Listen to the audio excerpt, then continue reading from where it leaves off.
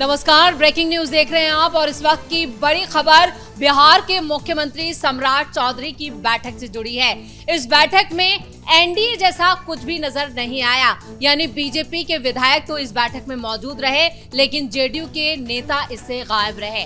अचानक से सामने आई इस तस्वीर ने कई सवाल खड़े कर दिए हैं और इसको लेकर विपक्ष जैसे खुशी से झूम उठा है। उसने साफ कहा कि बिहार में यानी कि अब एनडीए में गड़बड़ है, जेडीयू अपनी अलग राह पकड़ रही है, जबकि बीजेपी ने इस पूरे विवाद को सिर्फ विपक्ष की खुराफात करार दिया है। इस पर ज्यादा चर्चा के लिए मेरे साथ जुड़ रहे हैं मेरे सहयोगी हर्ष भारद्वाज। हर्ष, जब भी एनडीए से कोई गड़बड़ी या किसी तरह की ऐसी खबर आती है तो विपक्ष इतना खुशी क्यों मनाता है? देखिए, विपक्ष की बात करने से पहले इस मीटिंग को लेकर जरा चर्चा करते हैं, क्योंकि देखिए इससे पहले जेडीयू की एक मीटिंग हुई थी, जिसके बाद लगा कि एनडीए की एक मीटिंग होगी और जेडीयू कहीं ना कहीं कुछ बताने की कोशिश बीजेपी को कर सकती है, क्योंकि कई सवाल थे कि क्या जेडीयू और सम्राट चौधरी में नहीं बन पा रही है, क्योंकि सम्राट चौधरी एक मंच पर नजर आते हैं तो जेडीयू के दोनों उप मुख्यमंत्री गायब रहते हैं। उसके बाद हमने देखा कि सम्राट चौधरी की एक पटना में मीटिंग होती है जिसमें तमाम बीजेपी के लीडर ही मौजूद होते हैं और जेडीयू का उससे कोई लेना देना नहीं होता, जिसके बाद ये सवाल उठा कि क्या बीजेपी और जेडीयू में गड़बड़ है और बीजेपी और जेडीयू की आपस में नहीं बन पा रही है, क्योंकि इस दावे को आरजेडी करती हुई नजर आ रही है। आरजेडी की तरफ से हालांकि भाई वीरेंद्र ने सवाल तो उठाए लेकिन दबी आवाज से सवाल उठाए गए, जिसके बाद ये भी कहा गया कि बीजेपी की तरफ से कि भाई वीरेंद्र तो आगे आने वाले समय में पार्टी ही छोड़ देंगे, तो भाई वीरेंद्र आखिर सवाल ये उठा रहे हैं तो उनका कोई औचित्य नहीं बनता।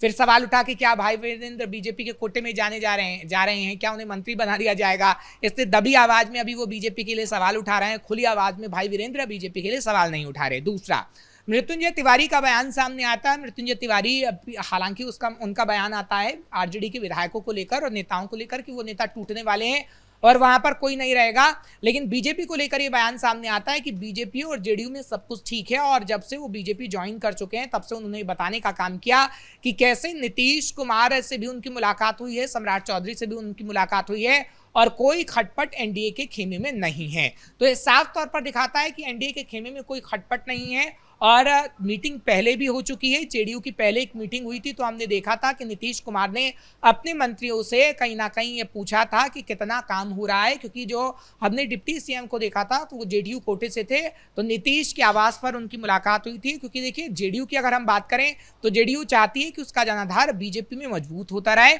और कहीं ना कहीं जेडीयू के कामों को उप मुख्यमंत्री और तमाम जो विधायक है जेडीयू के वो बताते रहे। इसको लेकर एक मीटिंग हुई थी और जो ये सम्राट की मीटिंग हुई है बीजेपी के तमाम लीडर के साथ, वो इसलिए हुई है क्योंकि हम देख रहे हैं कि कई लीडर्स के ऐसे बयान सामने आ रहे हैं जो कहीं ना कहीं बीजेपी को ही मुश्किल में डाल रहे हैं और उसका फायदा जो है वो आरजेडी उठाने की कोशिश कर रही है। तो सम्राट ने जो तमाम मंत्रियों को बुलाया या फिर तमाम नेताओं को बुलाया तो उन्हें एक नसीहत भी दी गई है और साथ ही साथ कामों के प्रति अपनी जिम्मेदारियों को निर्वहन करने की बात भी कही गई है, जो मीटिंग से खबरें सामने आ रही हैं। लेकिन जेडीयू की अलग मीटिंग और बीजेपी की अलग मीटिंग को लेकर आरजेडी हमलावर हो गई और आरजेडी की तरफ से कहा जा रहा है कि नहीं, बड़ी खटपट होने जा रही है और आगे आने वाले समय में सरकार इनकी गिर जाएगी बिहार में। लेकिन आरजेडी का ये कहना कोई औचित्य नहीं बनता। अगर जेडीयू बीजेपी से अलग भी होती है तो आपके साथ तो सरकार नहीं बना पाएगी। यहाँ पर हास्यास्पद तो तब हो जाता है हर्ष, बीजेपी बिहार में सबसे बड़ी पार्टी है और उसका जनाधार इतना ज्यादा मजबूत है, ऐसे में आरजेडी जब इस तरह की बातें करती है तो सिर्फ हंसना आता है, इससे ज्यादा कुछ नहीं। जो खुद अभी पार्टी एक बड़ी टूट की तरफ बढ़ती हुई नजर आई, जिसके खुद 15 से 16 विधायक कभी भी बीजेपी का रुख कर सकते हैं, इस तरह की खबरें उनके ही नेता इसका दावा कर रहे हैं। बिल्कुल, देखिए, क्योंकि आरजेडी को सोचना होगा। आरजेडी अगर ये दावा करे कि नहीं जेडीयू बीजेपी अलग हो सकते हैं तो फिर सरकार किसके साथ बनेगी। और आपने ठीक कहा कि हास्यास्पद है कि तेजस्वी के पास तो सिर्फ 25 विधायक हैं और अगर वो जेडीयू के खेमे के साथ मिलते हैं तब भी सरकार नहीं बना पाएंगे। बीजेपी लार्जेस्ट पार्टी है और बीजेपी के साथ या तो जेडीयू का रहना मजबूरी समझ लीजिए या फिर ये कह लीजिए कि जेडीयू का मन है, क्योंकि नीतीश कुमार ने प्रधानमंत्री नरेंद्र मोदी के जिस तरीके से पैर छूने का काम किया और ये बताया कि नहीं, वो प्रधानमंत्री नरेंद्र मोदी से कभी अलग नहीं होने वाले हैं। ऐसे में लगता है कि एनडीए ही बिहार में राज करने वाला है। लेकिन सवाल मुख्यमंत्री को लेकर उठ रहे हैं, क्योंकि प्रशांत किशोर ने भी मुख्यमंत्री को लेकर सवाल सवाल उठाया। प्रशांत किशोर ने कहा कि नहीं, अगर एनडीए बीजेपी में एनडीए है बिहार की गवर्नमेंट में तो कोई बात नहीं, काम वो करे, लेकिन मुख्यमंत्री का फेस गलत है। और इसी बात को आरजेडी भी कह रही है, लेकिन आरजेडी पूरे एनडीए पर सवाल उठा रही है तो पीके सिर्फ सम्राट चौधरी पर सवाल उठा रहे हैं। क्या हर चीज से बांकीपुर चुनाव के नतीजों से जोड़कर देख सकते हैं? क्योंकि जब से बांकीपुर उपचुनाव के नतीजे आए उसके बाद भी बार बार ये तो एनडीए के अंदर से आवाजें उठी सम्राट चौधरी को लेकर, उनके नेतृत्व को लेकर, उनके चेहरे को लेकर कि अगर नीतीश कुमार बिहार के सीएम होते तो शायद बांकीपुर में नतीजा कुछ और होता। देखिए, सवाल बीजेपी को लेकर जरूर है और बीजेपी पर सवाल उठना भी चाहिए, क्योंकि नितिन नवीन वहां से मजबूत चेहरा रह चुके थे और इस वक्त वो राष्ट्रीय अध्यक्ष हैं और ऐसी कोई कोर कसर बीजेपी ने नहीं छोड़ी। मनोज तिवारी से लेकर तमाम बड़े बड़े नेता, मैथिली ठाकुर तक वहां पर प्रचार करने पहुंचे, लेकिन बीजेपी की भद पिट गई। और इसमें कहने में कोई अतिशयोक्ति नहीं है कि बीजेपी ने क्या तो चेहरा सही नहीं उतारा या बीजेपी के मुख्यमंत्री ने ऐसी गलतियां की जिसका परिणाम नितिन नवीन और पूरी बीजेपी को भुगतना पड़ा। क्योंकि आपने देखा कि बांकीपुर उपचुनाव से पहले भरत तिवारी का मुद्दा सबसे बड़ा रहा और पीके ने उसको जोर शोर से उठाया।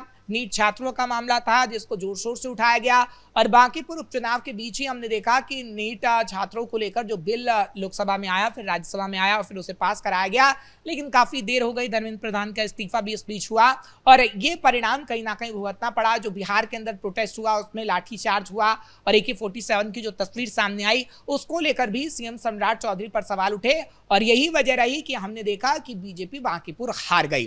तो बीजेपी की गलती थी जो कि केंद्रीय स्तर पर भी नजर आई, जो राज्य स्तर पर भी नजर आई, क्योंकि सही समय रहते सही फैसला लेना ये बीजेपी की आदत रही है और बीजेपी का अनुशासन रहा है। लेकिन जो बीच में गड़बड़ हुई कि सही समय पर सही फैसला नहीं लिया गया, उसका परिणाम बांकीपुर उपचुनाव हार में हमें दिखा।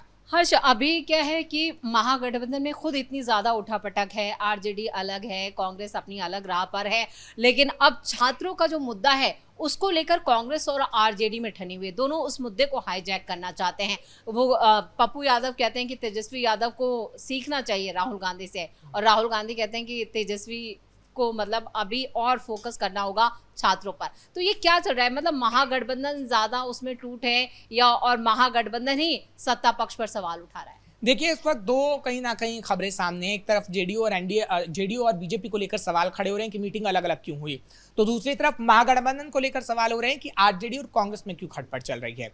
अच्छा, चलिए एनडीए की अगर हम बात करते हैं तो एनडीए में जब जब खटपट हुई है हमने देखा है कि चर्चा हुई है, एक टेबल पर बैठा गया है और जो दूरियां होती हैं, नाराजगी होती है, उसे दूर कर लिया गया, इसमें कोई दो राय नहीं है। और ये हमेशा से आदत रही है बीजेपी की, अगर किसी की नाराजगी है तो उसे बुलाया जाता है, बातचीत की जाती है। और ये भी कहा जा रहा है कि कुछ नेताओं की नाराजगी थी तो सम्राट चौधरी उनसे बुलाकर उन्हें मुलाकात कराएं। लेकिन गठबंधन की जहां तक हम बात करते हैं तो गठबंधन में ना तो कोई ऐसी मीटिंग होती है, गठबंधन में सिर्फ टग्गल होता है। कि आपने बिहार विधानसभा चुनाव में इसका उदाहरण देख लिया कि जब तेजस्वी यादव को सीएम फेस अनाउंस करना था तो राहुल गांधी मंच पर तो रहते हैं लेकिन राहुल गांधी चुप्पी साध लेते हैं और उसके बाद अशोक गहलोत को मजबूरन बिहार पहुंचना पड़ता है और तेजस्वी यादव को उम्मीदवार बताना पड़ता है।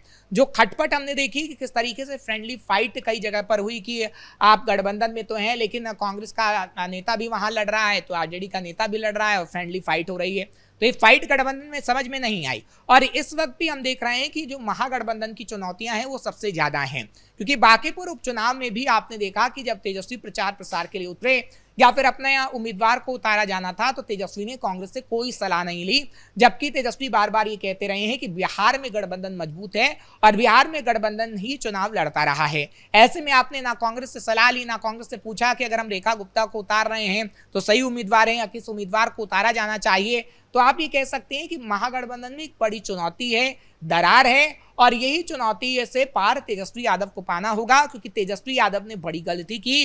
तेजस्वी यादव ने उन नेताओं का चुनाव नहीं किया, गठबंधन के नेताओं का, क्योंकि आपने मुकेश एकजुटता नहीं नजर आई, विपक्ष एकजुट नहीं है, ये तो कई मौकों पर नजर आया है। लेकिन हर्ष, अब सवाल ये उठता है कि आने वाले दिनों में यहाँ एनडीए से भी कई बड़ी खबरें सामने आ सकती हैं और विपक्ष से भी, तो बिहार की जो सियासत है वो इस वक्त कहें कि कई संघर्षों से जूझ रही है।